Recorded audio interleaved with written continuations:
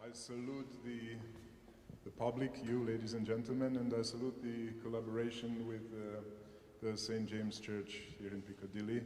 It is a constant collaboration between the Romanian Cultural Institute and this marvelous place and holy place.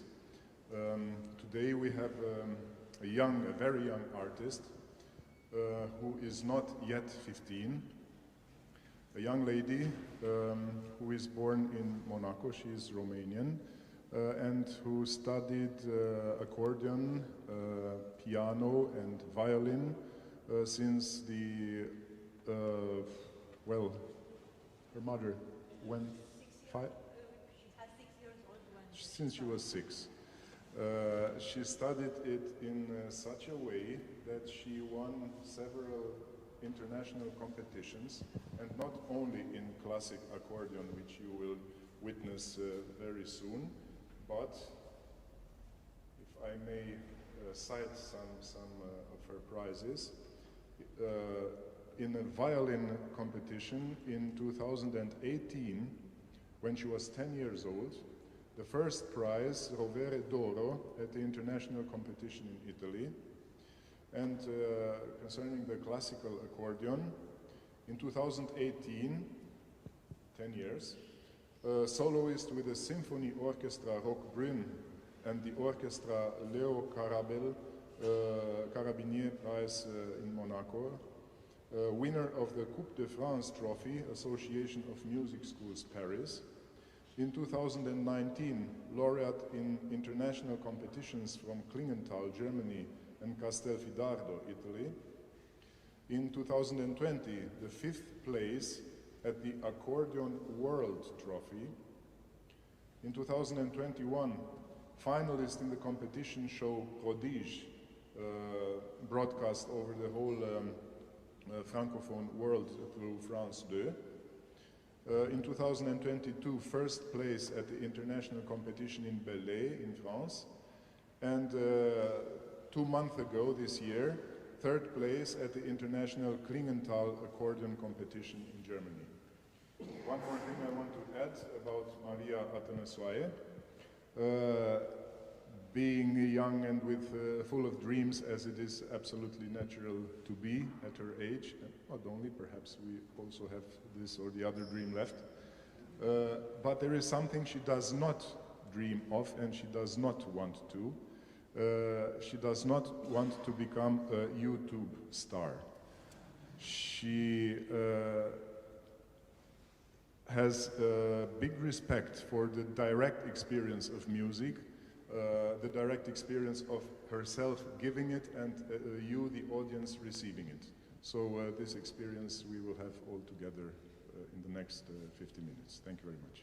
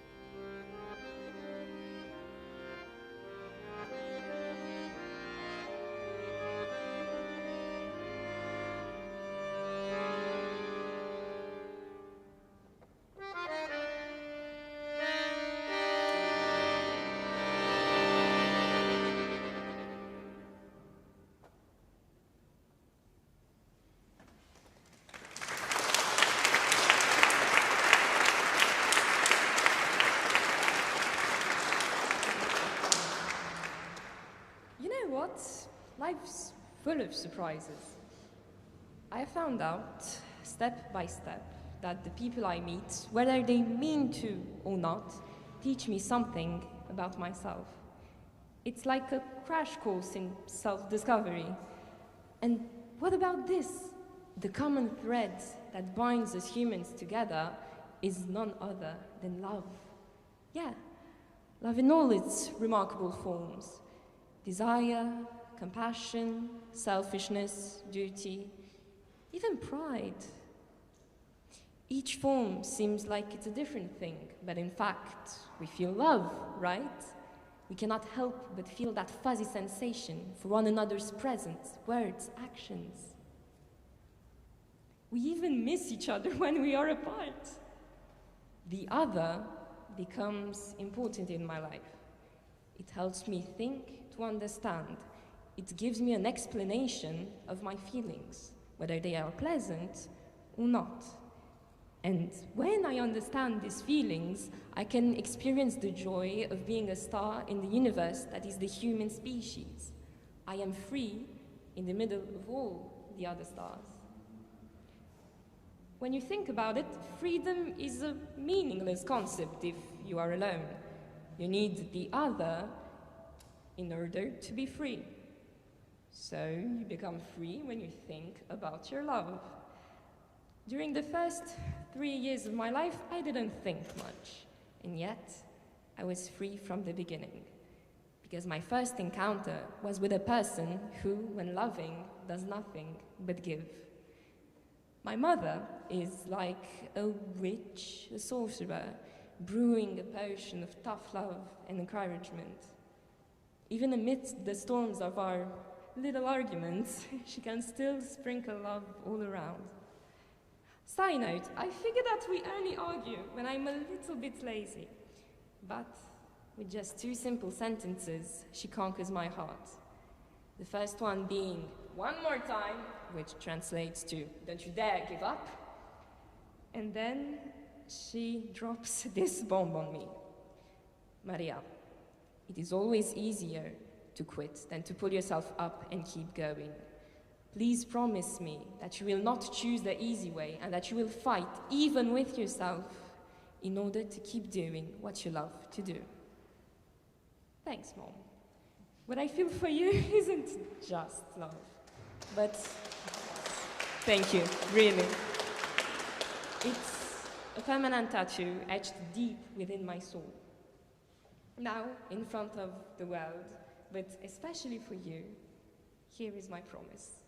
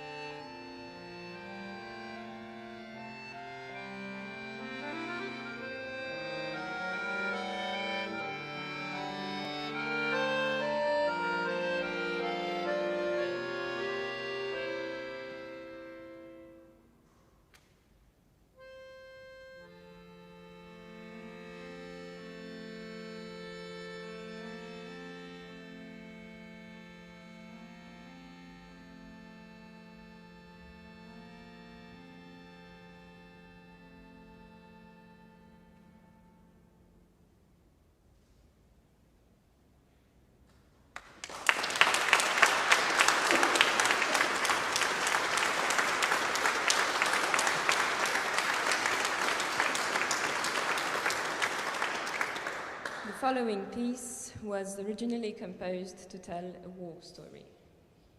I chose it to give you the gist of the everyday fight that I have with my father.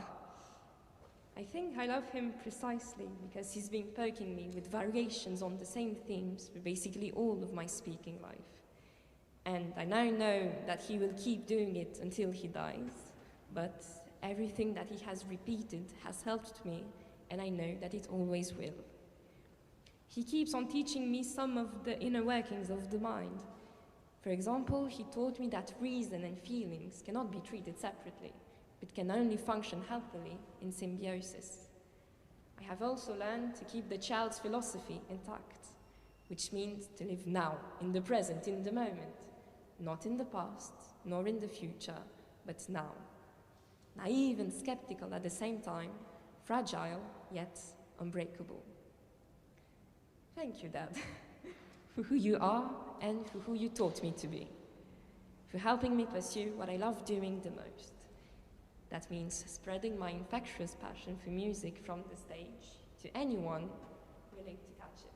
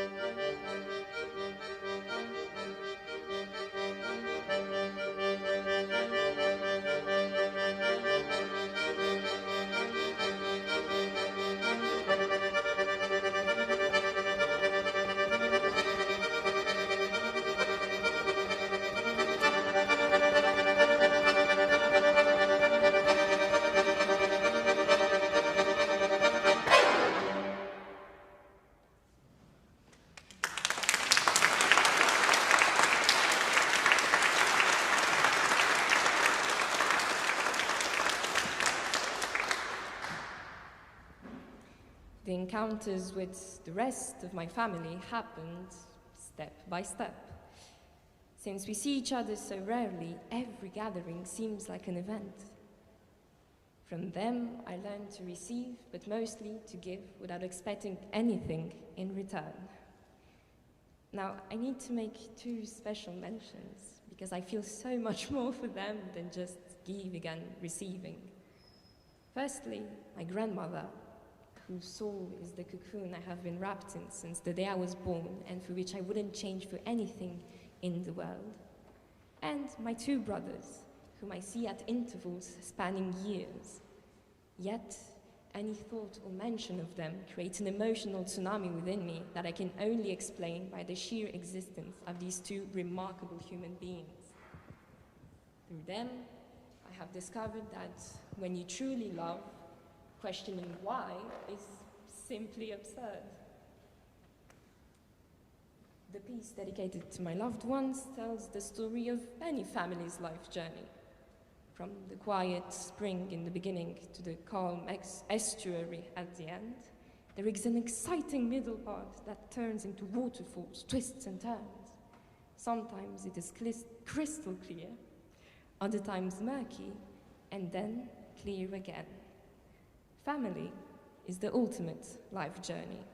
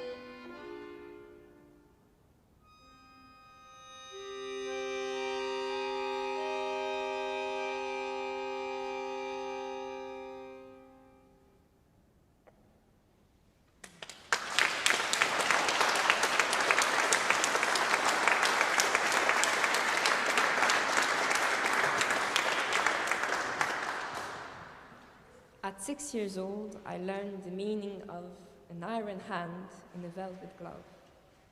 Christine Rossi, my calm and understanding accordion teacher, is extremely demanding. She's the one who taught me everything about this magical instrument and watered the roots of my passion for music. Christine showed me the power of dynamics and how they can help you paint vivid images with the accordion. She's the invisible hand that still continues to shape my musical expression. I care for her very much, and she's an incredible teacher, and that's why I'll never forget to say thank you, Christine, when I'm playing anywhere.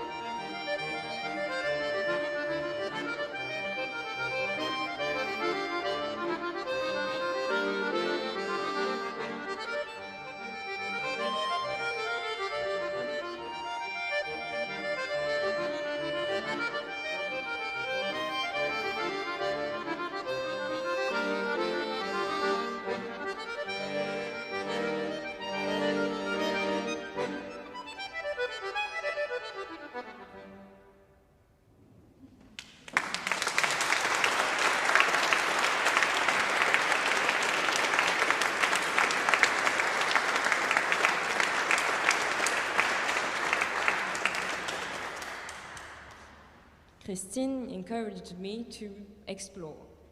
So why not learn another instrument? And that's how I met Rita Guerchovitch. An exceptional pedagogue, she's even more demanding than Christine, if that can be possible. What was I trying to say already? Sorry, Yes, that's right. For me, she means skill and precision and accuracy. She is the one who taught me that there is rules, there are rules in every game, and there is kind of pleasure in obeying them, because once you master them, then you can bend them because you have the power and the permission to do so. Only then you can start playing with the dynamics and nuances and all you want. The road is difficult, but it's fascinating to feel like Sisyphus at every violin practice. As I mentioned before, to me, Rita is more like accuracy personified. That's why this piece dedicated to her will begin in that spirit. But firstly, I need your help to do that. So, 3-3-2 means this.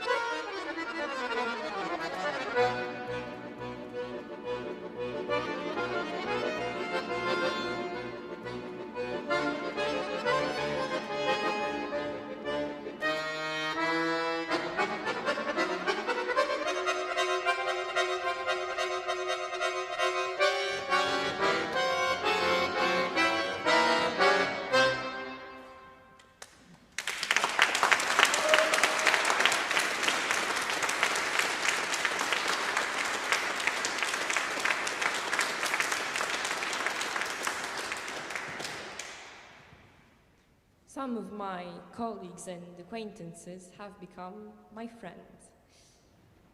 2 or 3 words can be used to describe my friends. Very crazy people.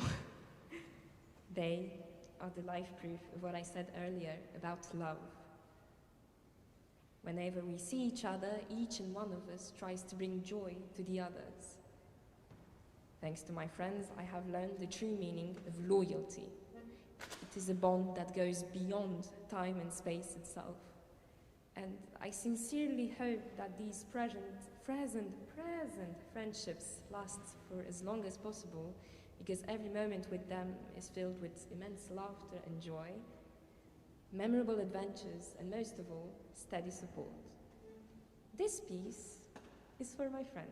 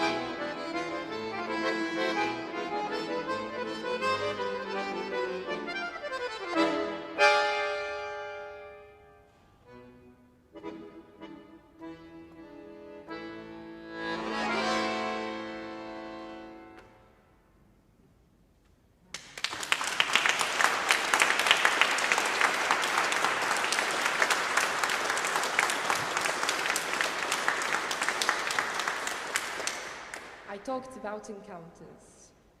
I saved the most important one for last because it feels like it happened even before I was born. I believe it took place during those 9 months when my mother, just for me, listened to music non-stop. And then I listened. My dad exposed me to everything from Bach to Frank Zappa and back. So it wasn't just a single encounter, but it still is an endless string of discoveries. My relationship with music has its ups and downs, but I know these are just passing states of mind. I love what I do. There have been some moments where I wanted to quit because it felt too difficult, but I had a distinct feeling that regret would be much harder to bear. So I harmonized reason and my feelings and kept going. As they say, I listened to my heart. That's the secret, isn't it? The harmony of the middle. My connection with music runs deep, and I now know that I will never give it up. This connection has brought me here in this moment where I get to perform for all of you. And tomorrow and always, I will keep walking this path, step by step.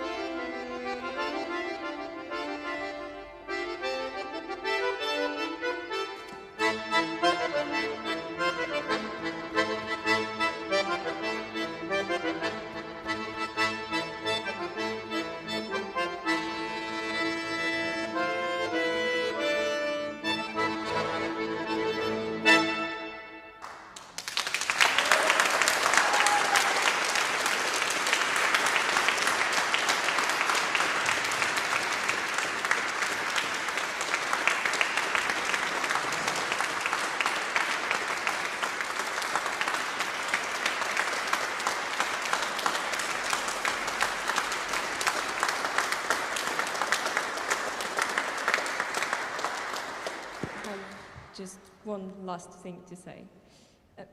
You do not know the people I have been talking about. They are the most important people in my life, as you might have guessed.